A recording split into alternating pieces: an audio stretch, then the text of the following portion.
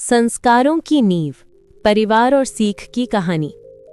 दूर एक गांव में रामचंद्र जी अपने परिवार के साथ रहते थे। घर में उनकी पत्नी हरिप्रिया और 2 बच्चे मीना और सरोज थे। समय के साथ मीना की शादी कर दी गई और सरोज को रोजगार के लिए शहर भेज दिया गया। कुछ समय बाद सरोज की शादी भी उनके करीबी मित्र की बेटी राखी से कर दी गई। राखी का स्वभाव काफी आधुनिक था, शहर जैसी सोच वाली, लेकिन रामचंद्र जी ने इसे कभी समस्या नहीं माना। समय बीतने के साथ सरोज और राखी के 2 जुड़वा बेटे हुए, राम और रोहन। यहीं से घर में 2 सोचों का अंतर साफ दिखाई देने लगा। राखी चाहती थी कि बच्चे पूरी तरह आधुनिक तरीके से बड़े हों, जबकि रामचंद्र जी चाहते थे कि बच्चे पढ़े लिखे लेकिन अपने घर परिवार के संस्कार भी समझे। धीरे धीरे राम दादा दादी जैसा सरल और संस्कारी बन गया और रोहन अपनी माँ की तरह आधुनिक और तेज सोच वाला। कुछ समय बाद राखी ने तय किया कि वो दोनों बेटों को लेकर शहर चली जाएगी ताकि उन्हें बड़ा विद्यालय और आधुनिक माहौल मिल सके। इस पर रामचंद्र जी ने समझाते हुए कहा, शिक्षा शहर की हो इसमें कोई बुराई नहीं, लेकिन बच्चों को उनकी जड़, उनके संस्कारों से दूर मत करो। लेकिन राखी ने उनकी बात नहीं मानी। जब शहर जाने का समय आया, राम ने साफ कह दिया कि वो गांव में दादा दादी के पास रहकर पढ़ना चाहता है। माँ ने बहुत समझाया पर राम नहीं माना। अंत में निर्णय हुआ कि राम गांव में रहेगा और रोहन माँ के साथ शहर जाएगा। गांव में रहकर राम ने अपनी पढ़ाई पूरी की और आगे चलकर वहीं का शिक्षक बन गया। उधर रोहन ने शहर में इंजीनियरिंग की पढ़ाई पूरी की। राखी हमेशा राम की गांव वाली पढ़ाई और शिक्षक की नौकरी को कम आंकती थी, जबकि रोहन की तरक्की पर गर्व करती थी। इसी बीच सरोज की शहर वाली नौकरी भी समाप्त हो गई और वे दोनों वापस गांव लौट आए। कुछ समय बाद राम की शादी गांव की सरल स्वभाव वाली लड़की सिया से हुई और रोहन की शादी सरोज के सहकर्मी शिव बाबू की आधुनिक सोच वाली बेटी अनिका से हुई।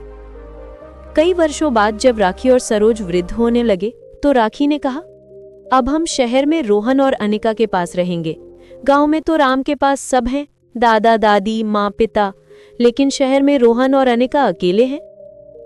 असल में राखी को अब भी गांव की सादगी और राम की सरलता उतनी पसंद नहीं थी, लेकिन शहर पहुंचकर धीरे धीरे राखी को सच्चाई समझ आने लगी। रोहन और अनिका अब पहले जैसे नहीं थे। वे बात बात पर रोक टोक करते, हर बात में हस्तक्षेप करते और सम्मान की कमी साफ दिखाई देती थी। ये देखकर राखी और सरोज भीतर ही भीतर टूटने लगे। कुछ ही महीनों में दोनों ने एक बहाना बनाया और चुपचाप गांव वापस लौट आए। गांव पहुंचकर राखी और सरोज ने देखा कि राम और सिया कितनी सरलता और सम्मान के साथ पूरे घर को संभालते हैं। राम रोज सुबह उठकर दादा दादी और माँ पिता को प्रणाम करता, फिर पूजा करके विद्यालय जाता। सिया मन से घर संभालती और सास ससुर की सेवा करती। पूरा घर अपनापन और गर्माहट से भरा हुआ था। ये देखकर राखी अपने आंसू रोक नहीं पाई। उसे अपने ससुर रामचंद्र जी की बात याद आई, बहू, आधुनिक होना गलत नहीं, पर संस्कार ही जीवन की नींव होते हैं। उस दिन राखी को अपनी सबसे बड़ी गलती का एहसास हुआ। उसने राम का हाथ पकड़कर कहा, बेटा, मैंने तुम्हें नहीं समझा। तुमने साबित कर दिया कि इंसान की असली पहचान उसके संस्कार और व्यवहार में होती है, न कि उसके रहने के ढंग में। उस दिन के बाद राखी ने निश्चय कर लिया कि वो अब गांव में ही अपने परिवार के साथ रहेगी। धीरे धीरे घर का माहौल फिर से खुशियों से भर गया। राम और सिया की सादगी, सरोज और राखी का प्यार और दादा दादी का आशीर्वाद, इन सब ने मिलकर उस घर को एक आदर्श परिवार बना दिया।